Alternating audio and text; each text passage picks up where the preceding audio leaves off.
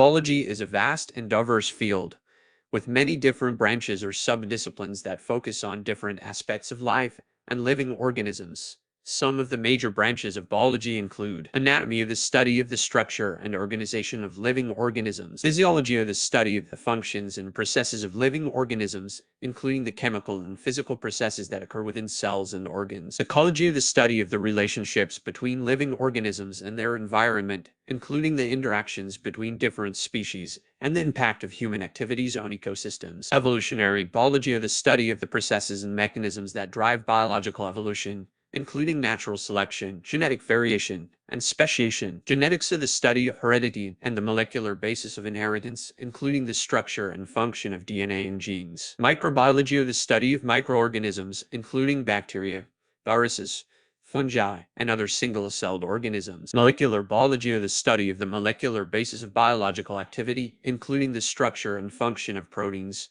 nucleic acids, and other macromolecules; biotechnology, the application of biological knowledge and techniques to develop new products and technologies, including genetic engineering, biomanufacture, and biomedical research; zoology, the study of animals, including their behavior, physiology, and evolution; botany, the study of plants, including their structure, physiology, and ecology. These are just a few examples of the many branches of biology, and there is often significant overlap between them.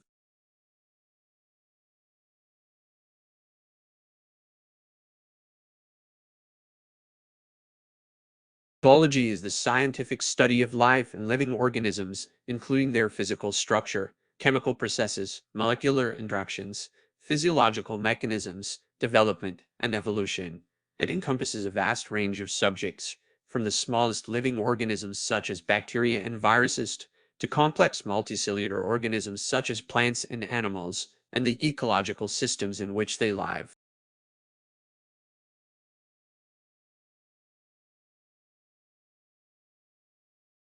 Anatomy is the branch of biology that deals with the study of the physical structure and organization of living organisms. It involves the examination of the internal and external structures of organisms, including organs, tissues, cells, and their respective systems. Anatomy is important in understanding the functions of different parts of the body, how they are interconnected, and how they work together to enable life processes. This knowledge is often used in medical fields such as surgery, pharmacology, and radiology, as well as in other scientific disciplines such as paleontology, comparative anatomy, and developmental. A cell is the basic unit of life and the smallest unit of living organisms that can carry out all the functions of life. All living organisms, including plants, animals, fungi, and bacteria, are made up of cells. There are two main classifications of cells based on the presence or absence of a nucleus. Prokaryotic cells, these are cells that lack a nucleus and other membranoid organelles. Prokaryotic cells are found in bacteria and archaea, and they are generally smaller and simpler in structure than eukaryotic cells. Eukaryotic cells, these are cells that have a nucleus and other membrane-bound organelles. Eukaryotic cells are found in plants, animals, fungi, and protists. They are generally larger and more complex in structure than prokaryotic cells. Eukaryotic cells can be further classified based on the presence or absence of a cell wall. Animal cells, these are eukaryotic cells that lack a cell wall and are found in animals and humans. Plant cells, these are eukaryotic cells that have a cell wall made of cellulose and are found in plants. Fungal cells, these are eukaryotic cells that have a cell wall made of chitin and are found in fungi. Protist cells, these are eukaryotic cells that are found in protists, which are a diverse group of single-celled organisms that are not plants, animals, or fungi.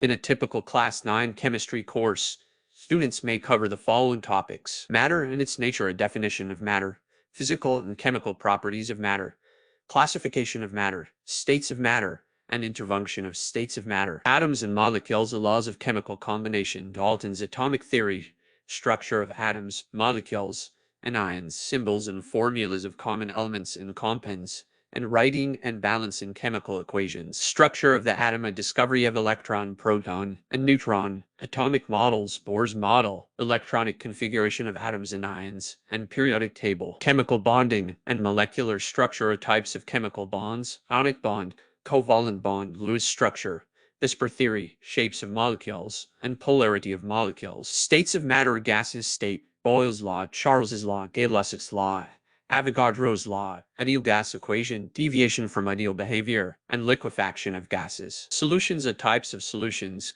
concentration of solutions, colligative properties, and osmosis. Acids, bases, and salts are properties of acids and bases, neutralization, pH scale, and salt preparation. These topics may vary depending on the syllabus and curriculum of the school or educational board.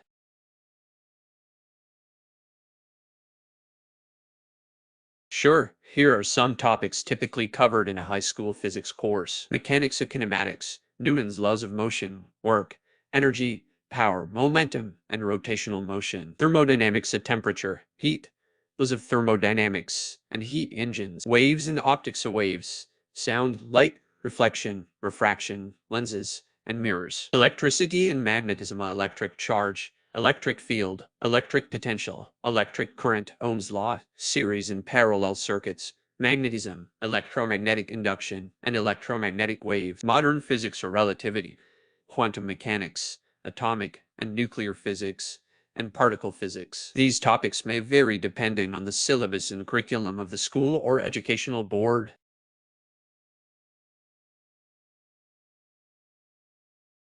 Photosynthesis is the process by which plants, algae, and some bacteria convert light energy from the sun into chemical energy in the form of organic compounds such as glucose. The process of photosynthesis can be summarized in the following steps. Absorption of light energy. Chlorophyll and other pigments in the plant's leaves absorb light energy from the sun. Conversion of light energy into chemical energy. The absorbed light energy is used to convert carbon dioxide, alcohol, and water into glucose, 6-12 and oxygen through a series of chemical reactions.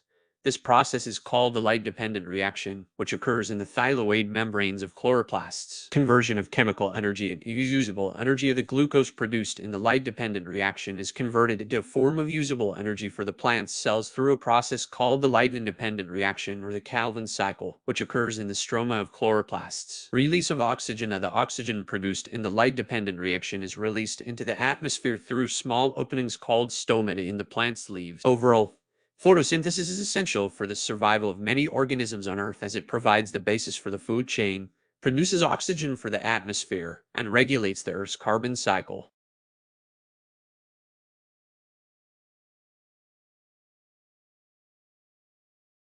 In Class 9, Chapter Transport primarily focuses on the transport of substances in plants and animals. This chapter covers the various modes of transport, including diffusion, osmosis, and active transport. In plants, transport occurs through two main systems of the xylem and the phloem. The xylem is responsible for the transport of water and minerals from the roots to the leaves, while the phloem is responsible for the transport of organic compounds such as sugars and amino acids from the leaves to the rest of the plant. The movement of substances through these systems occurs through various mechanisms such as root pressure, capillary action, and transpiration. In animals, transport occurs through the circulatory system, which is responsible for the transport of nutrients, oxygen, carbon dioxide, and waste products throughout the body. This system consists of the heart, blood vessels, and blood. The heart pumps blood through the blood vessels, and the blood carries nutrients and oxygen to the cells, while removing waste products such as carbon dioxide. The chapter also covers various disorders related to transport, such as hypertension, anemia, and edema. Additionally, it discusses the importance of maintaining a healthy diet and lifestyle to ensure proper transport of nutrients and other substances in the body. Overall, the chapter Transport in Class 9 provides an overview of the various mechanisms and systems involved in the transport of substances in plants and animals, as well as their importance for maintaining the health and functioning of these organisms.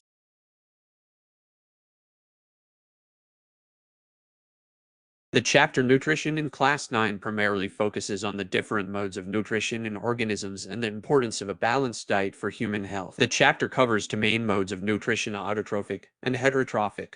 Autotrophic nutrition refers to the process by which organisms produce their own food through photosynthesis, while heterotrophic nutrition refers to the process by which organisms obtain their food from other organisms. The chapter also discusses the different components of a balanced diet, such as carbohydrates, proteins, fats, vitamins, and minerals, and their functions in the human body.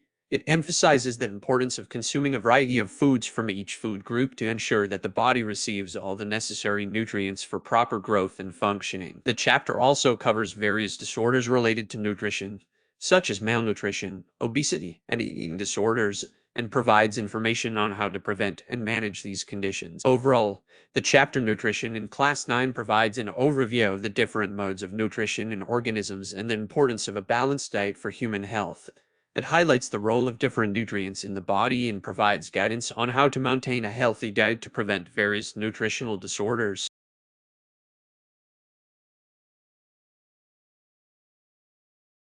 The cell cycle refers to the series of events that occur in a cell as it grows and divides into two new cells. The cell cycle can be divided into two main phases: interphase and mitosis. Interphase is the longest phase of the cell cycle, and it can be further divided into three subphases: agon, S, and tutufo. During gon, the cell grows and synthesizes proteins needed for DNA replication. In the S phase, DNA replication takes place, resulting in the duplication of the cell's genetic material. Finally, in tutufo, the cell continues to grow and prepare for cell division. Mitosis is the phase of the cell cycle during which the cell divides into two identical daughter cells. Mitosis can be further divided into four stages of prophase: metaphase, anaphase, and telophase. During prophase, the chromatin condenses into visible chromosomes, and the nuclear membrane breaks down. In metaphase, the chromosomes line up at the center of the cell. During anaphase, the sister chromatids are separated and pulled to opposite poles of the cell by the spindle fibers. Finally, during telophase, the nuclear membrane reforms around the two sets of chromosomes, and the cell begins. After mitosis is complete, the daughter cells enter a new interphase, and the cell cycle begins again. The regulation of the cell cycle is tightly controlled, and any disruptions or errors can result in cell death or the formation of cancerous cells.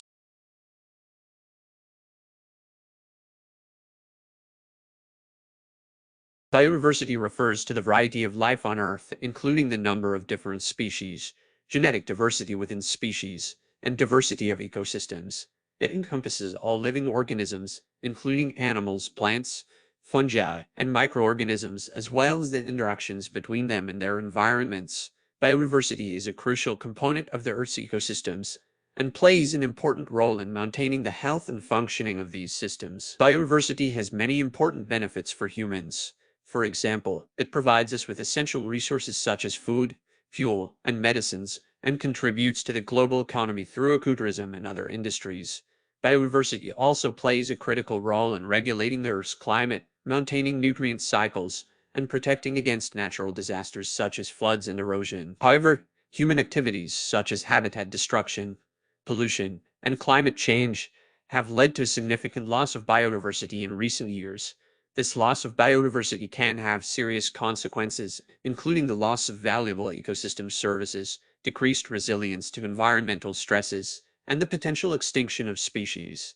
It is therefore important to conserve and protect biodiversity through measures such as habitat preservation, sustainable resource use, and the reduction of greenhouse gas emissions.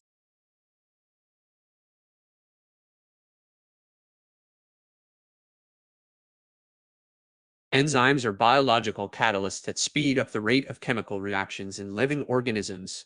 They are typically made up of proteins, although some RNA molecules also have catalytic properties and are referred to as ribozymes. Enzymes work by lowering the activation energy needed to initiate a chemical reaction, thereby increasing the rate of the reaction. Enzymes are highly specific, meaning that each enzyme catalyzes only one particular reaction or a group of similar reactions.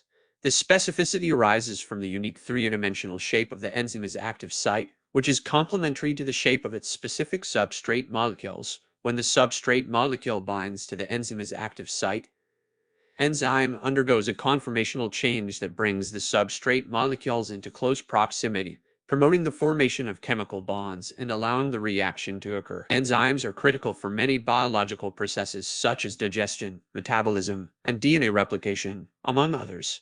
They are also widely used in industrial processes, such as the production of food, pharmaceuticals, and biophages. Enzymes can be affected by various factors such as temperature, pH, and the presence of inhibitors or activators, which can alter their activity and specificity.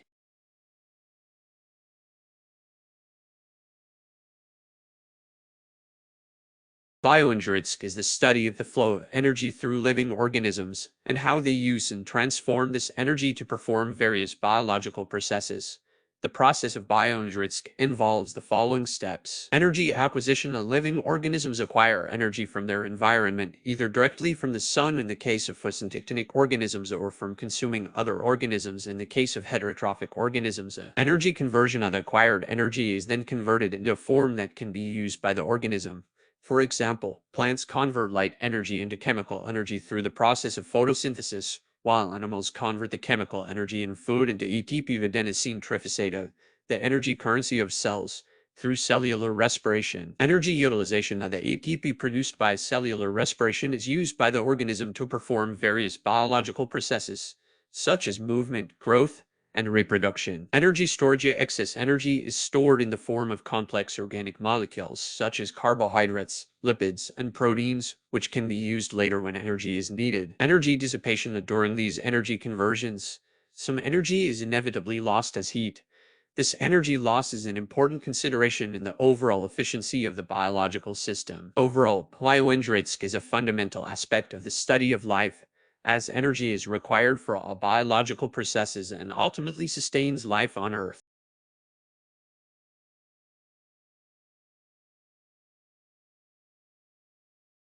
Solving a biological problem in Class 9 involves following a structured process to identify and address a biological issue or question.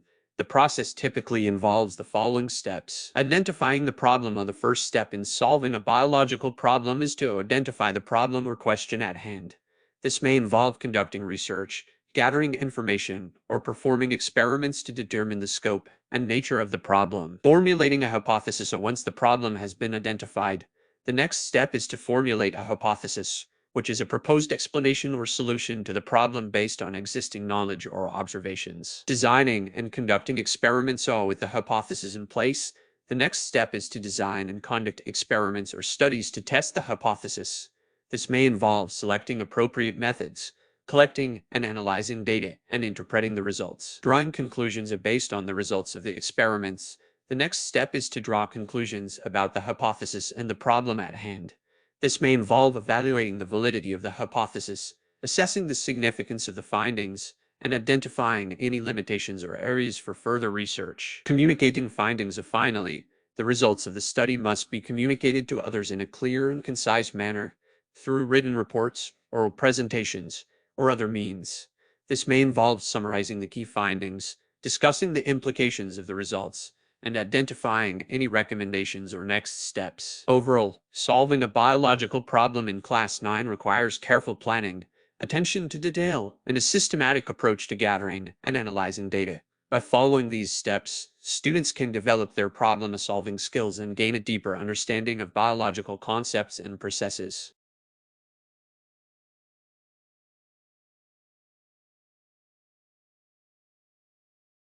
In Class 9, the concept of cells and tissues is an important topic in biology. A cell is the basic structural and functional unit of all living organisms. It is the smallest unit of life that can carry out all the functions required for an organism's survival. The cell is composed of various structures, such as the nucleus, cell membrane, cytoplasm, and organelles, each with specific functions. Tissues, on the other hand, are groups of cells that work together to perform a specific function. In multicellular organisms, tissues combine to form organs, and organs combine to form organ systems. There are four main types of tissues in animals: epithelial, connective, muscular, and nervous. Epithelial tissue covers the body's surface, while connective tissue supports and connects other tissues and organs. Muscular tissue enables movement, and nervous tissue helps in communication and control. The concept of cells and tissues is essential in understanding how living organisms function. By studying the structure and function of cells and tissues, students can gain insights into how organisms grow, develop, and respond to their environment. The study of cells and tissues also helps in the diagnosis and treatment of diseases that affect these structures. Overall, the topic of cells and tissues is a fundamental concept in biology that lays the foundation for more advanced topics in later classes.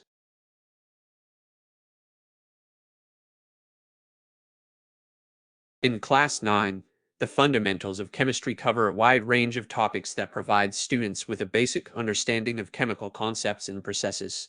Some of the key topics covered in Class 9 chemistry include matter and its properties. This topic focuses on the characteristics and properties of matter, including its physical and chemical properties. Atoms and molecules. As students learn about the basic building blocks of matter, including atoms and molecules.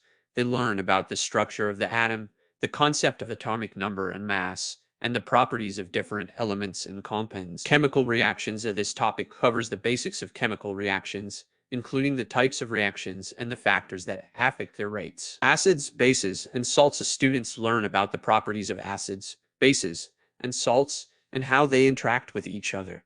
They also learn about the pH scale and its significance in determining acidity and alkalinity. Metals and nanometals. This topic focuses on the properties of metals and nanometals, their reactivity, and their uses in everyday life. Carbon and its compounds. As students learn about the properties of carbon and the importance of carbon-based compounds such as carbohydrates, proteins, and fats. Isolation of elements. This topic covers the methods used to isolate elements from their ores. Overall, the fundamentals of chemistry in Class 9 provide students with a foundation in chemical concepts and processes that are important in understanding the world around them.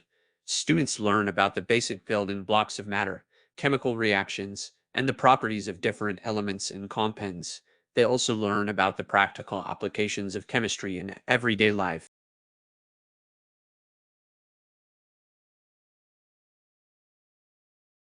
Electrochemistry is an important topic covered in Class 9 chemistry. It deals with the study of the relationship between electrical energy and chemical reactions.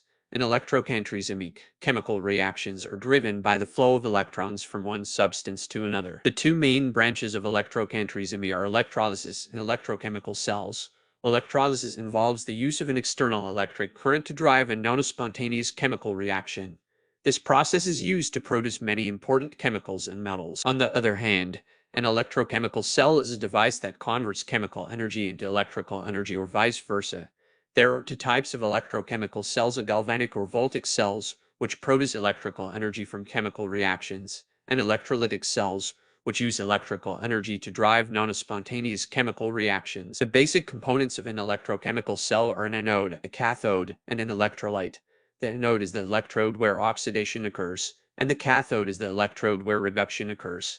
The electrolyte is a solution that allows the flow of ions between the electrodes. The potential difference between the anode and cathode in an electrochemical cell is measured in volts and is called the cell potential or electromagnetic efficiency. The EMF of a cell is determined by the standard electrode potential of the electrodes and the concentration of the ions in the electrolyte. Overall, electrochemistry is an important topic in Class 9 chemistry as it provides a basic understanding of the relationship between electrical energy and chemical reactions. It has numerous practical applications in industries such as metallurgy, electroplating, and chemical manufacturing.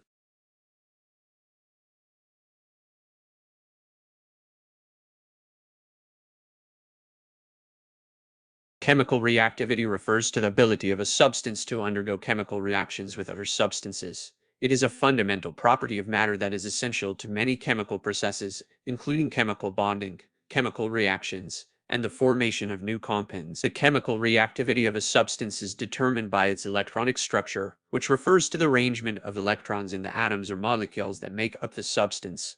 The electrons in an atom or molecule occupy different energy levels or orbitals, and the electrons in the outermost orbital are called valence electrons. Chemical reactivity can be influenced by various factors such as temperature, pressure, concentration, and the presence of catalysts. For example, increasing the temperature of a substance can increase its reactivity by increasing the energy of its molecules, making them more likely to collide and react with other substances. Similarly, increasing the concentration of a substance can increase its reactivity by increasing the number of molecules available for chemical reactions. Chemical reactivity is a key concept in chemistry, as it underpins many chemical processes and reactions. By understanding the chemical reactivity of substances, chemists can develop new materials, design more efficient chemical processes, and develop new drugs and medicines.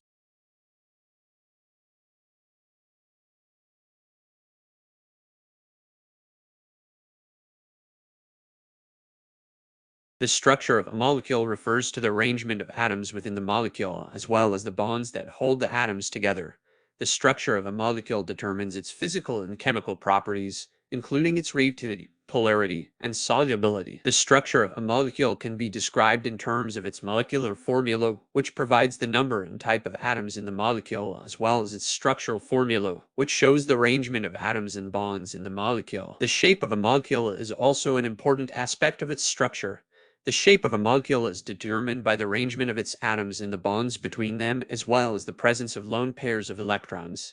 The shape of a molecule is important because it determines its physical properties, such as its boiling and melting points, as well as its chemical properties, such as its reactivity. There are several ways to represent the structure of a molecule, including loose structures, the valence shell electron pair repulsion theory, and molecular orbital theory. Loose structures show the bonding between atoms in a molecule, and VSEPR theory predicts the shape of the molecule based on the repulsion between electron pairs. Molecular orbital theory describes the bonding in molecules in terms of the overlap of atomic orbitals to form molecular orbitals. Overall, understanding the structure of molecules is important in many areas of chemistry, including organic chemistry, biochemistry, and materials science, as it helps to explain the physical and chemical properties of substances, as well as their behavior in chemical reactions.